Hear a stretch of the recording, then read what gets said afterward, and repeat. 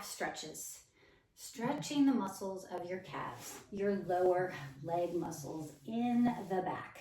It's not something we can do very easily just in our day-to-day lives. So we have to be intentional about it. There are several ways that you can do it while standing, but today I'm going to show you how to take a calf stretch from hands and knees. You just need the floor and maybe a blanket or pillow or something to cushion your knees.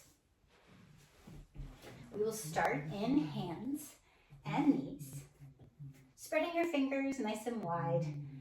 Our hands aren't really meant to support our body weight, so spreading your fingers gives you just a little more support.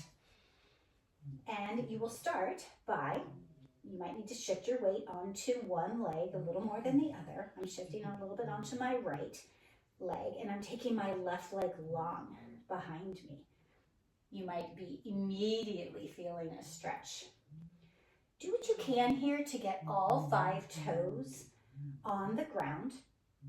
That'll just help keep you in a nice neutral position with your lower body. And you might notice it allows you to get into a little bit more of the tissues in your calf muscles. You can stay right here if you'd like. If you're looking for a little bit more sensation, you could start to rock back or think about sending your left heel down in the direction of the ground. Always start this slowly because it can be a lot. You could come back to neutral, rock back again, completely up to you. When you feel like you've had enough of a stretch, you can bring that knee back down. And of course, don't forget to do side 2.